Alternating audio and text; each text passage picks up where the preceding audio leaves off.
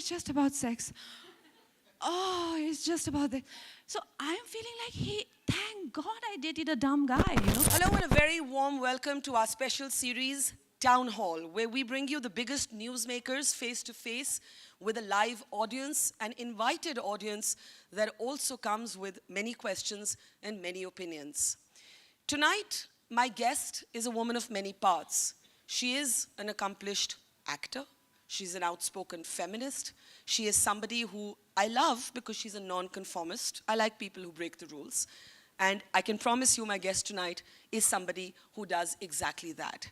Town Hall today is in partnership with The Week magazine. It's presented by Federal Bank. We thank the Leela in Mumbai for its hospitality. And as we said, our television partner is Mirror Now. But we are live on Facebook on The Week, the Mojo, and the Federal Bank pages, so you can keep watching us here and write in with your comments as well. But with no further ado, let me introduce somebody who's a personal favorite, because I think beyond her acting, she has guts. Ladies and gentlemen, please put your hands together to welcome Kangana Ranaut to the Town Hall. And thank you so much for choosing me as your first guest, because it's a huge honor, and I can't be, more, I feel honored, honestly. Thank you, that's very kind of you. Let's start a little bit about your unusual journey. You don't have sugar daddies, you're not a star daughter, you taught a few men in this industry a thing or two about nepotism. You know what, I want to, I've spoken about my struggle a lot of time, and I feel But a lot of people here won't know about it. Okay. Where did you grow up? I grew up in Manali. In a town, in a village, in a kasbah? In a small village. In a small village, and I just feel that my story is a bit overrated, because honestly, it's not that I didn't want easier life. It's not that I don't want sugar daddies, or I want to do item numbers, but I'm not fit for that. Honestly, I carry this this huge what people call me. I think Rajiv gave me a name. Huge ego or something, which I personally think is self-respect, but but I think I'm not fit for all of that. So it's just, that's how I am. And if you think from others' perspective, I am an unusual person. If it's not that I made a plan that okay, I have to go about creating an unusual story, and it has to be the greatest one. No, I don't think I'm extraordinary in any aspect. I come from a village, a very small town, and I came to Mumbai thinking that, okay, I should try my luck, like everyone else is. And I did try my luck in one of those atrocious films, thinking that maybe people would be interesting, in if I do things how everybody is doing, but it just didn't work for me. But you're being blasé right now because you're at this point of stardom. Do you not remember those nights that you slept on the pavements? Do you not remember what it was like to convince your parents that this is what you wanted to do? Do you not remember how an early mentor in the industry abused you, beat you? I had an option. I had an option. Either I could have stayed in that comfortable life that my parents gave me, or the mentor turned into tormentor was also offering... Mentor turned into tormentor. Tormentor, sorry. Yeah. So the life that he was offering me was also very comfortable, but I chose, I made that choice, because I always chose, my own freedom over a golden cage, no matter in what form it comes, it doesn't have to be an obvious villain, it can come in any form. So I always chose open sky, even if it comes by sleeping on the pavements, or it comes by living in sleeping foodless. But yeah, my freedom. Were there nights you didn't have food? Of course there were nights. No khana, no food. No, and those were the nights when I used to escape from my own house. Because of the person who was, he had the duplicate key for my house, and I used to jump out of the window in what you call this place, Yari Road. I had an apartment, and on the first floor, so I'd taken it on the first floor so that I could jump off the windows. So I remember I checked into Sun and Sand once, and after some time the bell rang. And you were jumping out of the windows to escape an abusive partner? Not a partner, like someone who just just refuse to live your life. I mean, it's not something that was an amicable relationship. So I decided to get into a hotel, but I couldn't check into anything because he would be there before me, assuming where I would go. So I would sleep on pavements. And I remember once I was in this Juhu area and outside Shatrughan Sinha's house, and the watchman is like, "Isn't that girl in that film with curly hair?" And I'm like, "Oh my God, I'm homeless, and people are now recognizing me." So what do? Like, "Hi, do you need an autograph? But can I have some food?" So yeah, it was getting a bit difficult. I mean, then I went to cops, and they took care of everything. But that was the part. But it's not that I did not have an option. If I succumbed to the pressure that, like I think many women succumb to, I have a simple philosophy. Number one, the one who can make you can break you. Okay, so the one who will make you, he'll make you, it'll be an exchange, it'll be a deal, a barter of some kind. So you will always be a puppet on strings. So, I mean, what's the point of having a journey? What's the point of leaving your father's house in the first place? If you want to be a puppet, then be a puppet in your father's or husband's hands, because these people are gonna maybe, sort of use you or get fed up of you in a year or two, and then there will be another story. And then where do you see yourself? So it's a superficial success that you get, by succumbing to others' expectations from you. So it's very superficial. It looks very, very charming. It's an easy way. It looks very easy, but then it's not true success. And I did not have this clarity. But what I had was this desire to just break free. I'm like, you cannot keep me in these four walls, I'd rather be homeless. So I just had that. I think that's fantastic. More power to your courage, right? But, I remember you once telling me that when these were early days and you hadn't maybe yet figured out that you could get up and leave permanently, there was this one moment when you found yourself lying on the floor, your head bleeding, because this man, can I take his name? Go ahead. Aditya Pancholi had beat you. And you said to me, I remember you said, and at that moment I could have killed him. And that was the moment I realized who I am. I'm a fighter. Yeah. You were not scared? See, Barkha, I am younger than his daughter. I am a year younger than his daughter, and I was a minor. So for me, all of this was very new. The world that I had just come into was very new for me.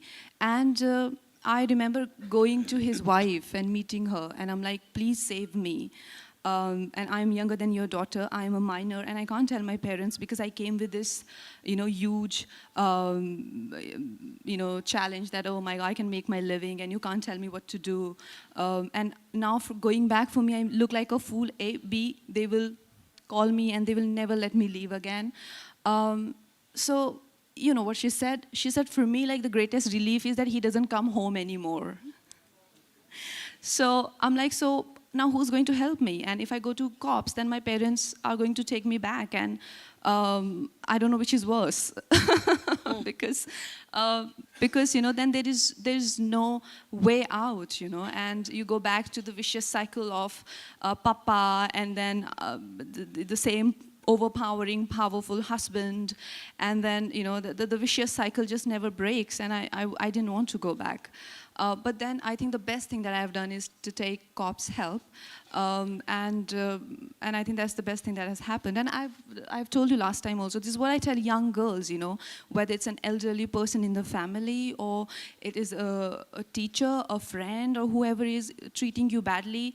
I know it takes a lot of courage, and you just, for once, have to think that it doesn't matter, and the right thing is to take the help of the authorities. So I don't know if you're familiar with this statistic, but more than 90% of women who are abused in India are abused by somebody they know. So while we talk a lot about how the streets are not safe, and public spaces are not safe, and public transport is not safe, actually the biggest threat to women is from men they know. Barkha, I tell you how I got to know him. So I was in Chandigarh in school, and there was this person called Dolly Khan, who was my friend's friend. And we were in this hotel called Mount View or something in Chandigarh, and we were having pizza. And then this person said, I have a very close friend from Mumbai, and I want you guys to just say hello to him. So he's like, oh, have you seen Yes Boss? And we were school kids and we're like, yeah. And we're like, hello uncle, and this and that. That happened. And then post that, I was in Mumbai after The two- hello uncle couldn't have pleased him. I don't know, but we were in school, and post that after a year or two, I came to Delhi, and then for an audition, I came to Mumbai. So I was in Asha Chandra's hostel, and there we were just new bunch of girls, and his car was outside the hostel, and I'm like, do you know me? I've said I'm Dolly's friend, and we have spoken. He's like, yeah, yes, of course, and if any help you need, I'm there. I'm like, of course, thank you. And after that, he started to send television. Like, he's like, where'd you live? I used to live with 5 girls in a room, and mattresses, and and those were the best days of my life. We used to have like a great time. And there was this a woman called Kamlesh. She was my mother's age. She was from Chicago. She was also learning to be an actor. She wanted to do mama's roles, and we used to have a lot of fun together. And so this person started to send me televisions, to gifts, to things, and I'm like, why are you sending? No, you don't have TV in your house. And I'm like, okay. And after a few days, he's like, why are you living in such bad conditions? And you know what?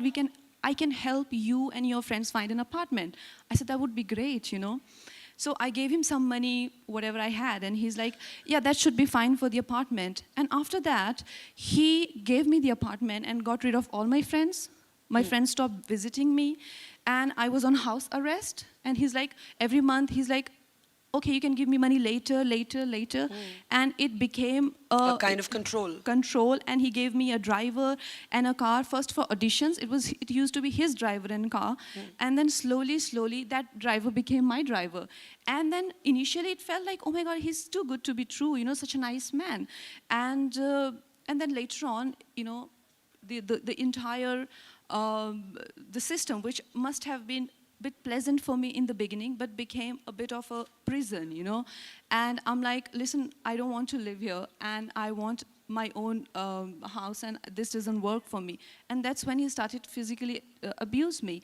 So I'm saying that this is what happens, This story is for young girls to know that people are going to take you in their confidence. It's not that you're going to get raped or teased or bullied only on the roads.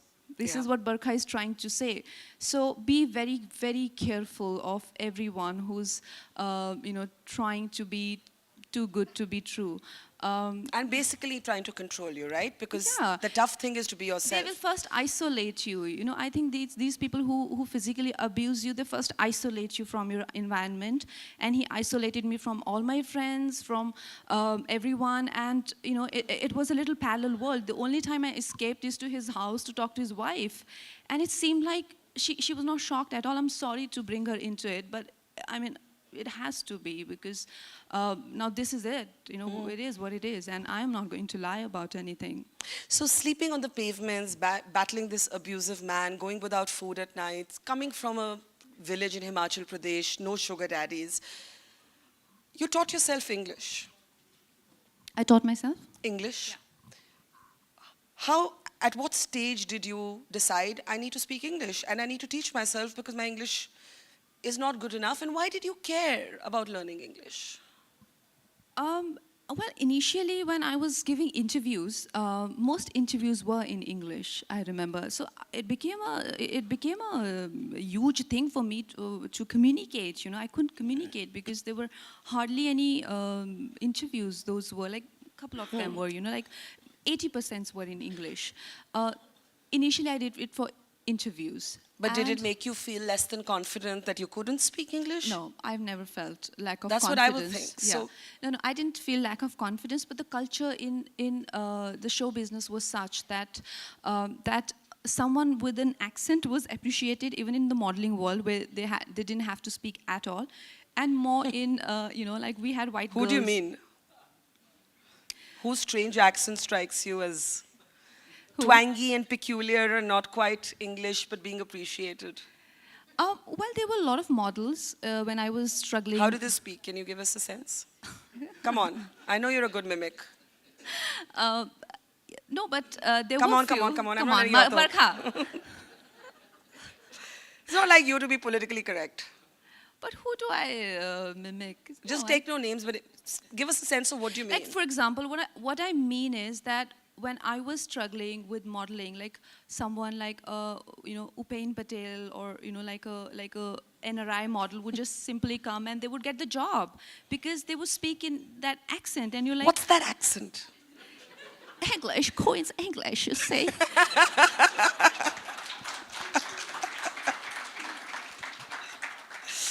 So Queen's English it seemed like the criteria, and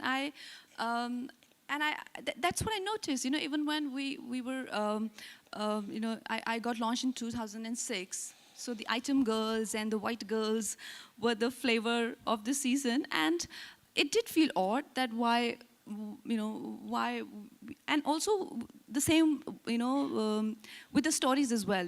Our own hinterland India or the Desi stories were not appreciated. They looked too kind of, which I think is completely the other way around right now. People are loving the homemade product made in India and all of that. And I mean, nobody's judged anymore for not speaking English. But in those days, things were different. So for me, like my approach is that, let this not be an obstacle for me. Let me go beyond that. So, I mean, I have not changed my perspective about people who, you can be Chinese, Japanese, English, or that will not change me how I look at you as an individual. But, Yeah. At the same time, you can't tell me that I can't do this. I try and overcome that obstacle because it's just a language.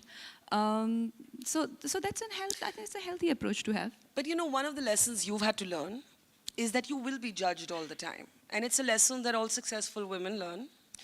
We will be judged for our ambition. We will be judged for our personal choices. We will be judged for who we marry, who we don't marry, who we have sex with, who we don't have sex with, etc. Right? Our ambition will be judged more than anything else. What's the worst thing you've heard said about yourself? That I do black magic. Oh, it doesn't end there. You do black magic using your menstrual blood. Wasn't that the story? Yeah. Wow. That was so absurd, and that was it was a note written by the editor, Sarita Tanwar, DNA editor, educated woman, that how she also fears that there were laddus that she and her friends might have eaten with my blood in it, and she dreads those Diwali gifts. This is an educated woman, editor of a daily, who's writing this. I mean, where do we live? Like in the medieval ages or something? I mean, it's horrible, and especially for women to be so. I mean, honestly, I take a lot of pride in being a woman, and when a woman does that, I have nothing to say but be like, oh shit, we failed here. Yeah. Yeah. I remember you once said to me, you said, women who are sexually active are called whores, and women who are ambitious are called psychopaths. So is it time to embrace these labels or fight them? Like, do we just get up and say, okay, we're whores? Yeah. Or do we say, no, don't you dare say that about us? I mean, I've always struggled with whether you just embrace the abuse and make it your own, Yeah. or do you battle it? No, I don't battle it. In fact, for me, like, it was alarming when I was accused of immoral behavior, when I was slapped with a legal notice. All the charges that We're getting to Ritik in a moment. The legal notice is his, and we'll get to it for the larger issues that it raises. But complete you can't your point. influence my answer. I will. Would I dare to? No. So what I'm saying is that for me, it was so alarming to see that the things that I am accused of are not some criminal activities or things that are actually, I would call moral flaws in a human being. These are the things like sexual desire for a woman is supposed to be abnormal, number one.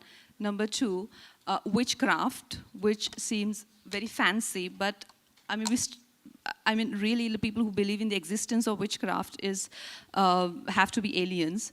Number three, I think a third accusation was being a psychopath, someone who's mentally unstable. All of these don't qualify to be a crimes, even if I'm a witch or I'm a bipolar patient or struggling with schizophrenia, or I'm sexually active or want to have sex doesn't make me a criminal, and you can't hold charges against me. But that was not the intention. So what was alarming is that for a woman, it is worse to be these things than to be a criminal. It's equivalent of being a criminal, you know. So for me, it was so alarming. I mean, for me, like, forget my issues. Here is a bigger issue, you know, like this. This we have to embrace. This we have to go beyond these bullets, you know. So, so the next film that I'm directing, my character is an 8-year-old woman who is a wannabe witch, and she's failing right now as of now in all her experiments, but eventually she'll make it. So I want to express through my work that these prejudices have to be embraced. You know, rather than saying, are you really going to believe in witchcraft? I'm going to present a character who is a witch, you know.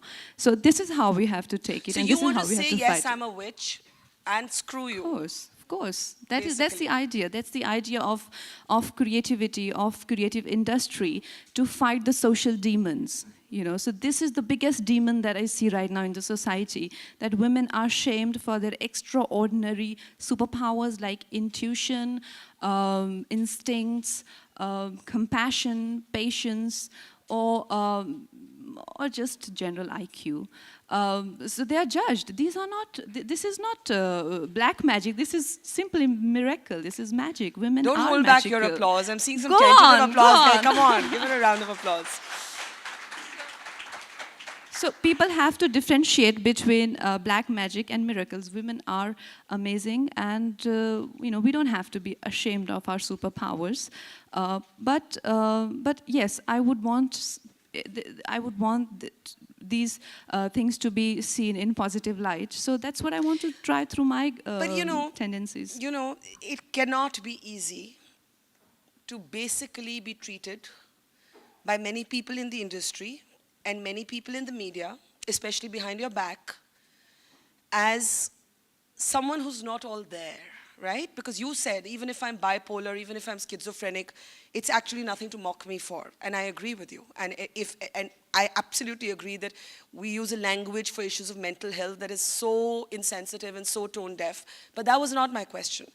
How do you cope with basically being told all the time that you fabricated an affair with Hrithik Roshan, and that you're a liar, that you're delusional, that you make up stories, because you know that there's so many people in your industry and in the media who say this about you? Well, Barkha, I mean, to be honest, none of this matters, no matter what people say, no matter who thinks what. But when Hrithik Roshan himself says it to me, that he doesn't know me, and that all of this is all in my mind, and I imagined, and it actually was not him, but another person who was just him, but impersonating him. That sounds so bizarre, that it sounds like a really bad space film where we are aliens and, you know, just somewhere randomly floating about in the space as going to collide with each other and you know, vanish. It seems like a bizarre nightmare. Really, I mean, honestly, it doesn't make sense. But what people say, what they think about our equation, what happened between us, it's of no consequence, because obviously I have nothing against them. How would they know? But yeah, for me, it's going to be. Can you tell us what happened? Can you now tell us what happened? What happened? I mean, you had an affair with him. He says you didn't. You say he hacked into your email. Well, this matter ended up in court, in the police stations. And typically, when I interview somebody or I talk to somebody, I hate asking them about their personal lives. but that's exactly what you're doing with But me. hang on. And that to all these questions. So what happened? No, I'll tell you why. Hear me out. I've interviewed you a bunch of times, and I've actually never really spoken about this in this much detail. But you have gone on record to express your anger, and the judgment of you is located within this narrative. And that is why I'm asking you why you believe Why do why you sound like a creepy director who say, but you slept with Hero? Oh my God. I don't, Why won't you sleep with me? You've been sleeping with the Hero. Yeah, I choose me over Hrithik Roshan, if that's what you're saying. Anytime, any day.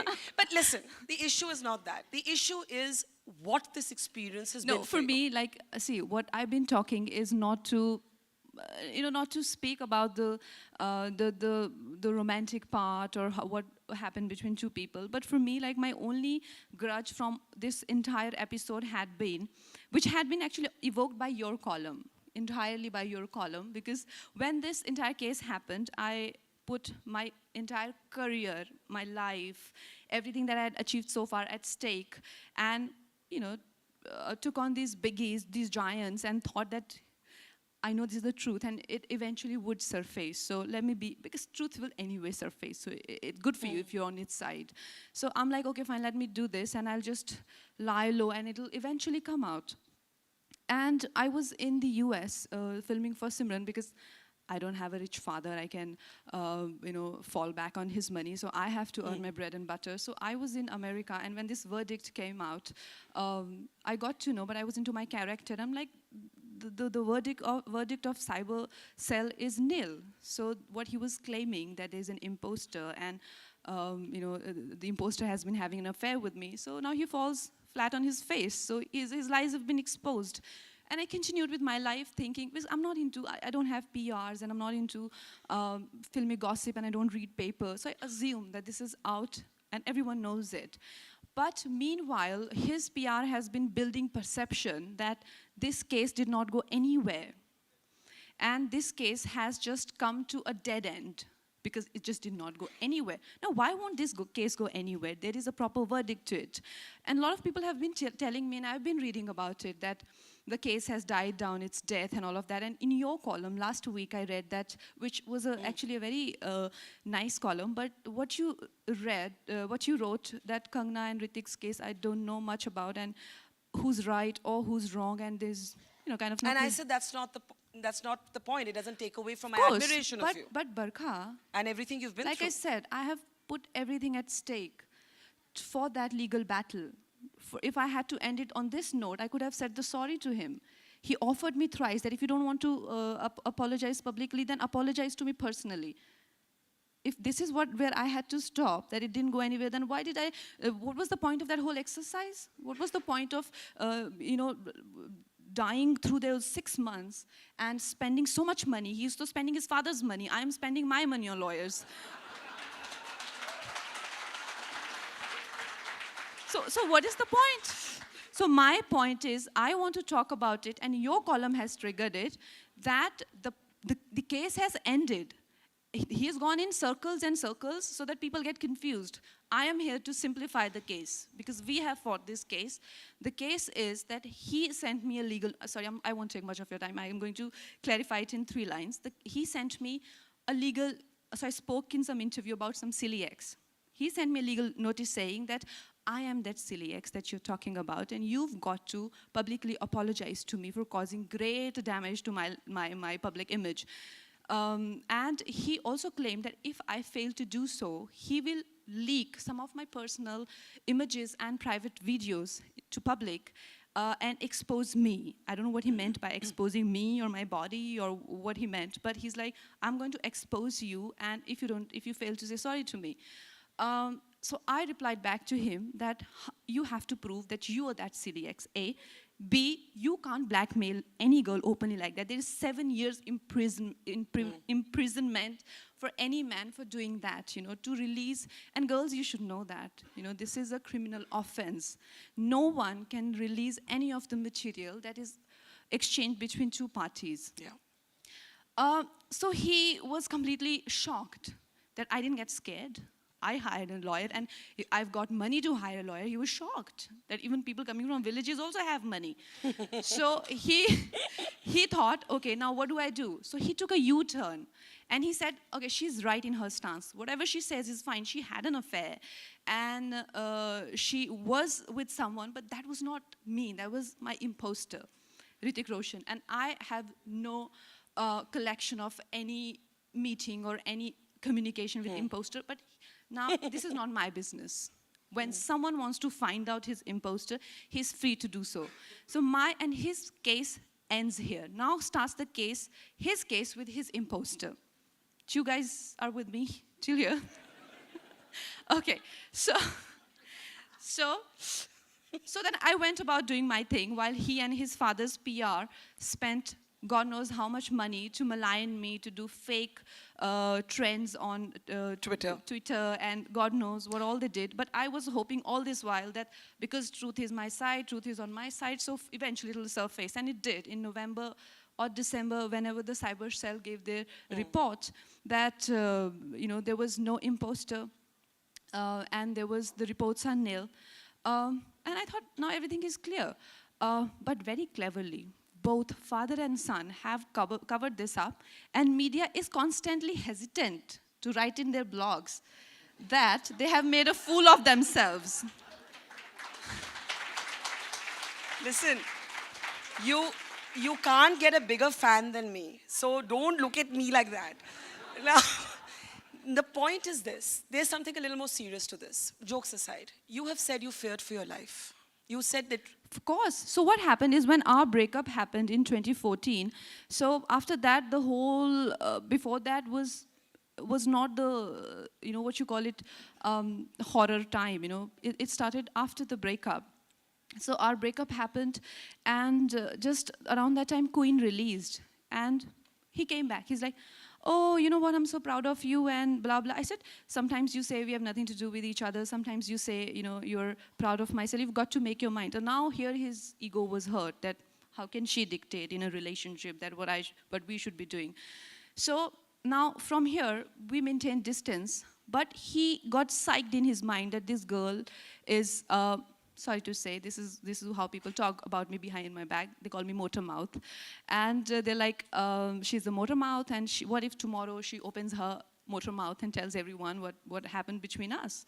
And now this is what started to psych him. So he hacked into my account, and he started to mail himself all these mails which are as evidence that we've never met, or I'm suffering from illnesses and he has to help me. And I've not read those mails, but he started to, and that's the time I called his father. I said, my phone is bugged, my mail is hacked, and I've got to meet you all, and I have to understand what is going on, because I am getting constant, you get these from Gmail, you get these alerts that, it's opened in the night, over the night, in the day, and from his house and all of that. So I'm like, you've got to meet me and you've got to tell me what's going on, and your son has completely taken over my life. And he's like, his father was, because he's been my director, his father was quite worried, and he's like, okay, fine, I'm going to arrange for a meeting between you both and sort this out. And it never happened. He's like, he's refusing to meet. When you say you were scared for your life, you also brought up what happened in Kerala when an actor was actually arrested what I'm saying is, on charges of rape. And so Barkha, what I'm saying is what were you scared of? So what I'm saying is, when I was in this legal battle, I was just an observer. Yeah. Thinking, oh, so those alerts that used to come to me were because these mails that he was writing behind my back.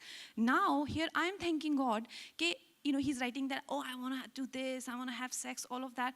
Well, that is not a criminal offense. But what if he'd written a single mail, maybe about extorting money, or maybe a serious criminal activity? He can put me behind the bars, but he's so dumb that he's written all stupid things. It is, imagine how I'm feeling. I'm like, oh, it's just about sex. Oh, it's just about that. So I'm feeling like, thank God I dated a dumb guy, because if he was really smart, I wouldn't be doing this interview today. So you see, this is what extramarital affairs make you do. He is not a criminal, but it makes you one. Guys, listen to this. So please refrain from extramarital affairs, because we don't cheat on our husbands. We don't cheat on our husbands when you date a single girl. You guys should get your act together and not harass the women, because for me, I feel that for his mistake, I've paid for his mistake, right? Because I was not cheating on my husband, I was single. So this is the scary part. This is the scary part. And honestly, why I give Malayalam, because the latest incidents, but these incidences... The Kerala example where an actor was arrested. Why did that example speak to you? You in fact said, look, here's an actor who got arrested on charges of rape. Anything could have happened to me. You said they spent 2 years trying to lock you away, that you actually worried for your physical safety. You know, because... Did you think he could physically harm you? Well, I didn't think he could physically harm me, but the desperation that he was going through. I mean, who would do this? Who would do this? He's a family man. He leaked so many random mails. He was not in his senses. This is what, like I said, you know, to cover up one affair, it can create so many problems. And I was like, I don't even need anything from you in the first place. Did I send you a notice? Number one, did I ask for anything? It's been 2 years. If I've not asked for anything between 2014 to 2016, it's very unlikely for me to ask for anything, you know. So why is it psyching you? Is it my personality? Every time you see me, do you feel guilty? What do you feel? So what I'm trying to say is it's the desperation of a man to cover up his own, and I think the entire pressure from the society and the blame of the divorce, who it should have, and I don't know, I don't understand that politics, but for me, all I'm trying to say is that for women, it's very important to know these aspects of, you know, whatever the mating game or, you know, whatever the young business is. Whatever they call it these days, right? Would you be satisfied with an apology? You've said that they owe you an apology. Well, it was in continuation of something. I do not, you know, want to even hear their name. It's been the most traumatic phase of my life. I'm so done with that chapter, but because the sentence was that he asked me for an apology. So in that continuation, I said that actually I deserve an apology. But honestly, like, do I want an apology? No. What I want is to sort of, you know, let this chapter end. But it should end on the note. And like I said, I've put a lot at stake for this. What made you do that? You said to me, I put everything at stake. What made you put everything at stake? Like, a lot of women would just say, okay, I had a bad relationship. You know, you think, okay, the guy had an affair with a scummy, spineless, whatever. Forget about him. What made you put everything at stake? I think the bullying. It was just simply, he was simply bullying me. I don't think he thought I'll hit back. I think he has seen me too weak in love. He has seen me too docile. He's seen me too tame. And I've been always, he must be so shocked to see this side of mine. He must have never imagined that Kangana would do this and suddenly, you know, gather so much strength and send me a notice back. I think he only, I can't speak for him, but I think he only thought that, let me just shut her up. If at all she wants to open her mouth in future, let me just shut her up with this one notice. So once and for all, it's just done. When I sent a notice back... You think he wanted to send you to jail? You said they spent 2 years trying to put me away. Of course, after that, yes. Yes. So today, how would you describe him? So there are today, how would you describe the experience? Sonal, your friend Sonal Kalra, she went to his house and she said there are shelves made with files written Kangana file 1, Kangana file 2, Kangana file 3, Kangana file 4. Why would you make these files? He hired the #1 criminal lawyer of the country. Why? So what you get from this? And there was another journalist friend of mine. We have a common doctor. And he is telling the common doctor that, oh, I want to help this girl because she's suffering from a mental illness. So, I mean, either he was trying all angles. Either I could send her to jail or I can prove her mad. But something or the others has to happen with this woman. This is so scary. If someone tells you that I went to his house, Sonal told you and I, both of us, she told us in Kalyani Chawla's party that whole house is filled with files. For 2 years, he's gathered those files. Tell me something. You say he thought you were docile. Now, I can't even imagine, moving on beyond this episode of your life, that you would ever be docile because you took on some of the most powerful men in your industry. Hang on. You took on Karan, Saif and Varun Dhawan. When they took a dig at you about nepotism, they had to apologize.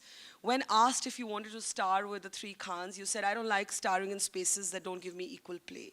You are that woman. You are more than Hrithik Roshan. You are that woman. I can't even imagine you being docile. How tough has it been to take on these really powerful people of the film industry and risking your career while doing that? This has been horribly tough because everything that I would go to say, like you guys must be thinking that this whole, him writing the mails from my computer and hacking into my account, why it didn't come before this? But it is there in our notice. They never let it surface. I wrote an open letter to both father and son because father first couldn't help me, and then he didn't know what to do. He started to, of course, sing the same song with his son. And he started to announce that I'll expose this girl and do this and that. So I wrote an open letter from America because I was fed up. And the headline was that, "Speak up or shut up." The publication refused to take the open letter. When he was threatening me to leak my images, I went to Women Commission. Woman said that I am Rakesh Roshan's friend and guess don't stretch this matter. So, do you see? Do you see this happens to like a girl who's so successful? So I was like, you know what, right now I just have to stay quiet and not say anything because everything that I'm saying is falling back on me. Everything that, and those stupid mails that he had written, out of those 3-4 were mine. So when I read those silly mails, I'm like, fine. But when I read my letter, some of the content, I was in tears because those were the letters sent to my lover. You know, so I could not read any further. So that was the meltdown on many levels, like a lover's meltdown, a career woman's meltdown. So there was too much happening, and also because their power and the power of money. Like honestly, I really underrated money before this. But after this episode, I'm like, gosh, look, you know, they can do anything because their dirty PR spice, that Prabhas guy, he is actually sitting. No, this has got very Mumbai for us Delhi people. Like, we don't know who these players are. You know, so he is, listen to this. So he's telling Manish Malhotra or someone came to me and, you know, I saw Kangana's Don't you love the fact that we've just got into a full gossip session and completely forgotten that there are any cameras here? Yeah, so someone telling me, I don't want to name, but, oh, you know what, I saw your nude picture. I'm like, good for you. I said, good for you. Why would he show my nude pictures to other guys? I know why, but isn't that gross?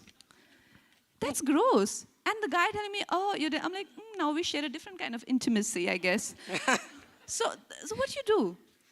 But this has been very testing on many levels, and but yet you haven't stopped fighting other battles, and I want to direct you in those directions. You wrote an open letter to Saif Ali Khan as well. That was thankfully published. That was thankfully published, which is how I got to read it. You took on these big barons of the film industry who took little swipes at you. They all ended up apologizing. What made you take on Karan? What? Well, I didn't take on him. I mean, most people would be scared because he's a big director, right? He's also the fulcrum of the Mumbai social scene. No, I mean, honestly, like compared to these father and son, Karan is harmless. He would not be bothered. I don't think Karan would be bothered about destroying someone. No, and he's not married, so he won't have extramarital affair either, so it's fine. He is harmless. Karan is harmless. But what he can do is not work with you, which works for me wonderfully. You don't want to work with him? No. You don't like his work? Let's be polite. And that has, you're not mixing up personal with professional here? Of course I'm not. You don't like a single Karan Johar movie? Barkha, you're putting words in my mouth. Can I'm you guys asking see? you. I didn't say any of this. Okay, what are you saying? I'm saying that if I don't work with Karan Johar, I'm not missing out on anything. You said the same when asked about Amir, Shah Rukh and Salman. You said this is an overrated construct. Not for them. In general, I don't mean individually. Yeah, not for them. I mean, it works for them. And if, it works for them, but not for me. Like where I am today and where I would want to be, it doesn't work for me. And I, like I said, I'm venturing into direction and production, and I would want to do things that bring me closer to my people, audiences, and I can have different experiences. Now, honestly, like I feel a bit content with my acting career. And after 3 national awards and doing films like Simran, Manikarnika, there is that hunger has a little bit died down. I want to evoke it with something else now. So I'm venturing into writing and direction, and yeah. You were one of the first people to speak about parity between men and women in terms of what we get paid, right? And this is a big global issue now. Has anything changed on that front in the industry? Yes. Yes? Yeah, I can speak for myself. Yeah, I mean business. Show me the money, honey. Good for you. Good for you. And do they put the same value as they would on a male actor? Maybe 80% of that. 80% of male actor of my counterpart. Yeah. I'm talking about like a Ranbir Kapoor or Ranveer Singh, not Amir Khan or Shah Rukh. Yeah, almost, yeah. But it's been a struggle. Of course it's been a struggle. Of course, that's why I'm called the mega bitch. I'm called a mega bitch for a reason. Mega bitch, witch, motor mouth, Yes, whore, motor mouth. psychopath. Yeah. Embrace them all, wear them as badges of honor. That's really what I would say to you, because it happens to every woman who does well and stands up for herself. What has been before I'm going to open this for questions, but what has been the toughest moment in your journey? Toughest moment in your journey from that village in Manali to this moment in Leela Hotel, Mumbai? I think when I saw among all the fake letters, I will not tell which one is mine, but there was a genuine paragraph that I had written to my lover from New York, winter of 2014, January, and it was exposed to the world in the most disgusting, creepy, cringe-worthy circumstances. That is such a doomed affair that it gives me shivers to my spine, and thinking that, damn, what a dreadful destiny I'm born with, as far as love is concerned. Don't give up on it just yet. Not yet. I still have. Or when you get to my age, then maybe we'll I talk. will. I hope I don't come across a story like that. Guys, pray for me. I've had enough, honestly. What are you looking for? Some peace in life. So yeah, I've had enough of those. Not a tragic love story. No, not that. Other than that, I think it's been fairly challenging. But when it hurts here, it's so hard to deal with it. Are you more hurt or angry? Right now, no. Right now, I just want the value for my money I've spent on the law and legality and all of that. I want the outcome to be, like the outcome, whatever it is. Like I've won the damn case. You think he would be sitting quiet if he'd won the case? No, he won't. Has it been? I mean, not to take it back to the nepotism debate, but has it been tough to be self-made compared to all the insiders? Is it tough to not get invited to the cool parties? No, I don't want to be in those parties. They're boring? Honestly, Are they very boring? They're very boring. They're very boring. They're very shallow, and they make you feel that how empty these people are. Like how it feels like जैसे वो दिल्ली में जब धूप में मौसियाँ मूंगफलियाँ खाती हैं ना तो कैसी बातें करती हैं.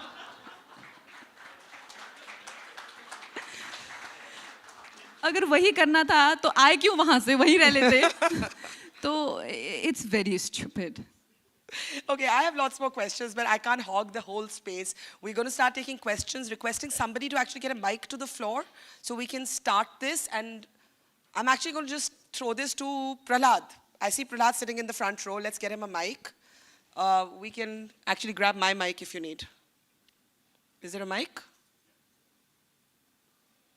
Priya, maybe you can just take the mic, because we can just be quicker about it.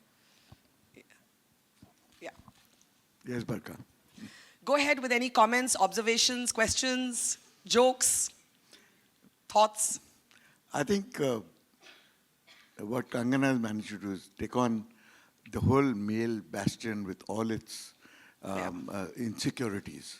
See, if you think women are insecure, I think men are about 10 times more insecure than women are. I agree. And when they get challenged by a woman who they think they can actually manipulate or bully in that kind of way, they get slightly hysterical.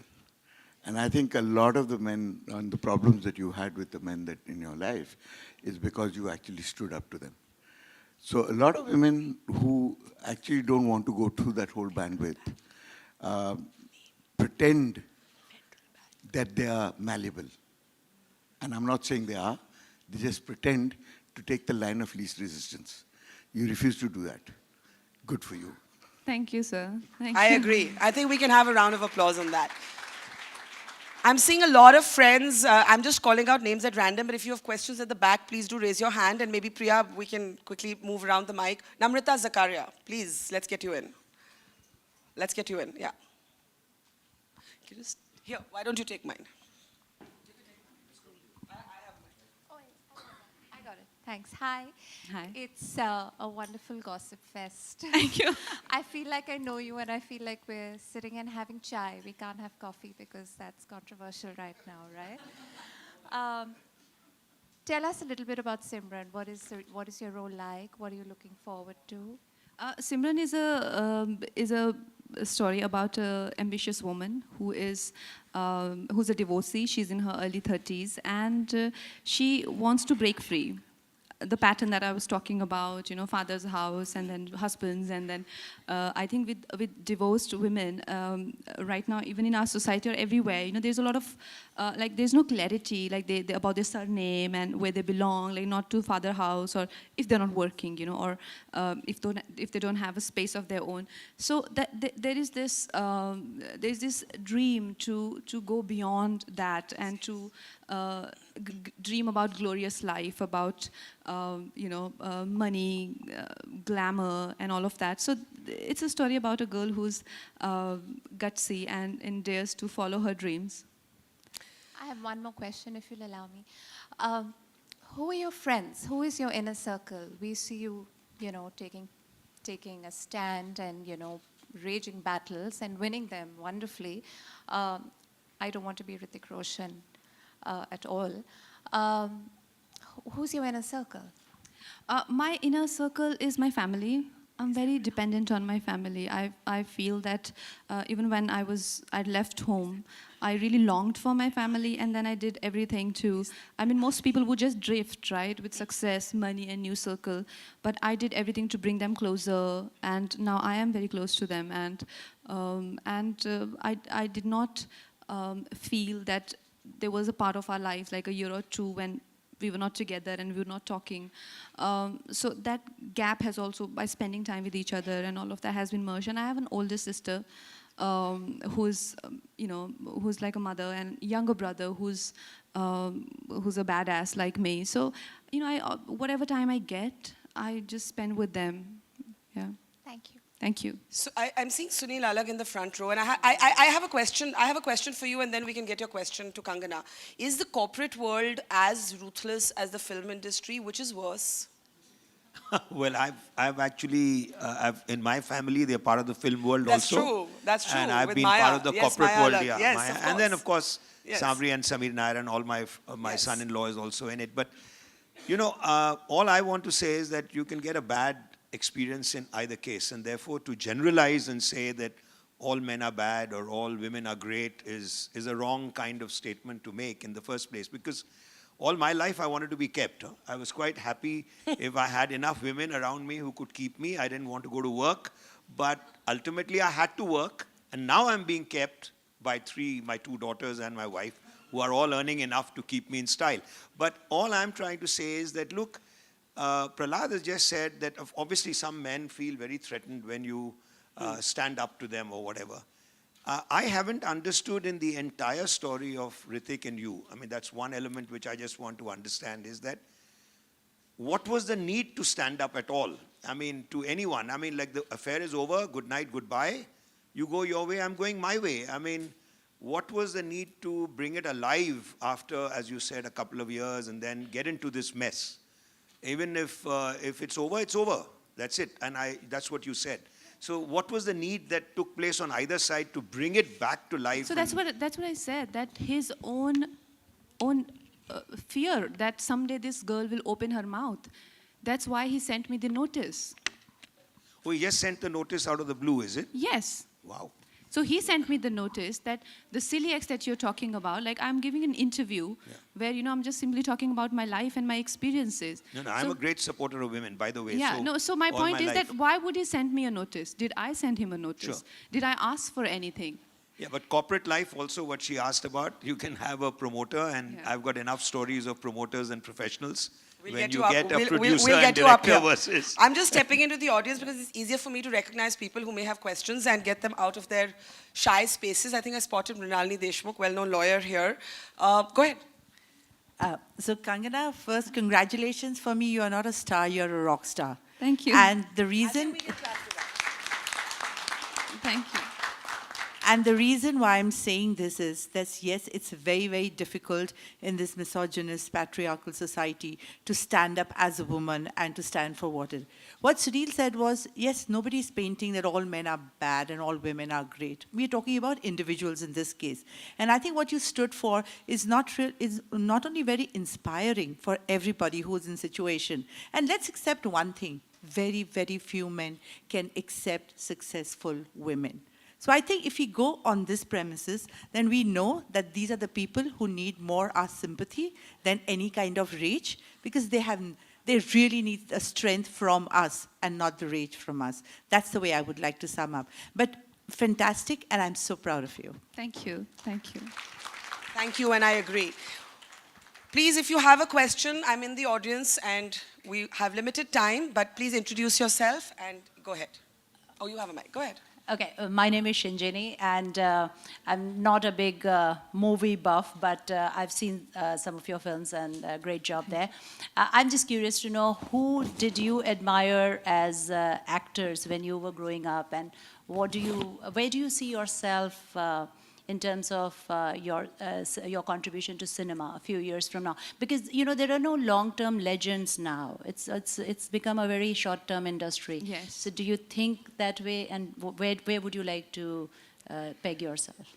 I personally admired people like, I'm a huge fan of Dilip Kumar. I love his techniques, and they're quite universal. If you see his acting, it's so subtle that it's literally universal even today. And in terms of my role model would be people like Guru Dutt or K. Asif, who Mehboob Khan, who made great cinema. I'm an actor, and by chance I'm an actor, but I never set out to be an actor. And when I got into the industry, and I felt I'm more of a technician, and I should be behind camera, and but it's just another struggle that you start all over again, and I'm ready to do that now. So I hope that I could make a career out of it, like I could be as successful, a filmmaker as I am an actress. That's what, I would love to do. Okay, question here. My name is Taizoon. I've always believed that the women are the more civilized half of our human race. Thank you. And in the past, they've always kind of been in the background and allowed the men to strut their stuff around and pretend to be important and things of that sort. My question really is for Barkha and all you people.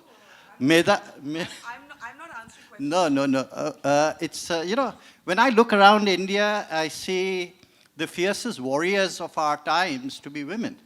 You see the Medha Patkars and the Arundhati Roys and the Teesta Setalvads and the Kangana Ranauts. Thank you. So thank you for really fighting for our society. Thank you. Time. Okay, 2-3 more questions. Not so much time, but I'll try and squeeze in as many as we can. Yeah. Good evening, ladies and gentlemen. Good evening, ma'am. Good Hi. evening, ma'am. First of all, I didn't know you have faced so much in your life, and I'm so proud of you right now. Secondly, people may face few things in their life, and it bugs their mind. It fills up their mind. They are not able to concentrate.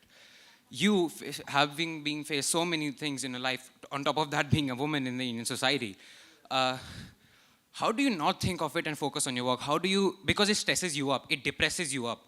How do you say, no, I'm not gonna look at it. I'm just gonna focus on my work. Okay, Kangana. Yeah, it's very hard, especially, but when you have to choose between your living, and it's not a very difficult choice to make, because when the whole thing was happening and it was testing me, I was filming for Rangoon, and then I went straight into Simran. Now you have to pay a set of bills, installments, and all of that, and that becomes your priority, unless, like I said, unless there is something alarming, which is like a criminal case, or which is, something that I used to just call my lawyer and ask that, so where are we? He's like, this is just a smear campaign. It is just to ruin your perception. I'm like, then let them ruin me, because then I will help them do that so that it ends fast and I can go to work faster. So you've got to know when to sit back, when to run, when to hold back, when to attack. You've got to know that. Otherwise, it's like, I'm doing a film called Rani Lakshmi Bai. The generals and the commanders, the better strategies, better warfare. Better warfare, you live or you don't come back home. That's as simple as that. So you've got to be, like having your, if you're in the battlefield, you've got to have strategies. Okay, we take a question here. Yes. Hi, Kangana. Hi, Rita Gupta here. We work together. Hi. Hi. Good to see you again. Thank you. Kangana, when do we see a wonderful actor like you partnering with a wonderful storyteller like Raju Irani and create magic on screen? Can we see that sometime soon? Because I wish that for you. Thank you. Well, Raju sir is a very dear friend, and I don't know, hopefully at some point. Okay. He's wonderful. Who would say no to him? Okay, Malini here. Hi. Hi, Malini. So I have two questions for you. One's from me and one's from your Facebook fans on Miss Malini. My question is, everyone knows you as a badass and we love you as that, but what is the one thing that you wish people knew about you that doesn't get revealed that much in the press? I think people know everything about me. Everything. I mean, honestly, I don't see a reason to, hide or cover. Because why? I mean, I don't think people who are sitting in the crowd are better than me, or they have, sort of my life. There is something wrong with my life, or there's something, that I should cover or hide. I'm like an open book, and there are no secrets in my life. I can proudly say that. And Anjali wants to know, if you could turn into Hrithik Roshan for one day, what would you do? What's that? One of your Facebook fans wants to know, if you could turn into Hrithik Roshan for one day, what would you do? I would admit to all my mistakes. Say sorry. Be a gentleman. And be a gentleman and apologize to young girl who is, who he has worked with, whatever equation he's shared with. I would like to apologize on whatever happened and move on with his life, I think that's a smart thing to do. Okay, let me ask you in the end, how do you live with the pressure of relentless controversy? Even with Simran coming out, you have Mr. Asrani who says, Kangana came and stole my script, right? So if there isn't one thing, there's the other, and every day comes with a new set of headlines. Is there a time when you feel, oh my God, I cannot take this anymore? Of course.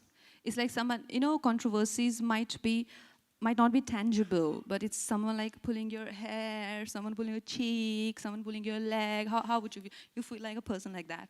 So you do feel like that. You feel like, leave me. I just want to go back to being normal, not famous. I just want to run away and never come back. Can I have one night of sound sleep? Can I have a meal where I don't feel like puking? Can I not have this nervous feeling which make me so agitated and anxious? Can I be normal for one day? And I go like that for weeks and for months, and I'm like, this is exactly what they want. They want me to run back, and they want me to never come back, and I'm not going to give them what they want. Yeah, so I'm not going anywhere. Well, to me, you're not just a great actor, you epitomize strength and you epitomize a spirit of not giving a damn. And I think, and I wish for more young women to embrace that, because everything else is secondary. The self-confidence and to live on your own terms, that is the single most important thing for women to do. And it's tough, isn't it? Yes, it is. It's lonely too. Not really. The right people will always be there. The right people, not the crowd. Not the crowd. When you feel like giving up, what do you say to yourself? When I feel like giving up, I say to myself, okay, you can give up, but let's do that tomorrow.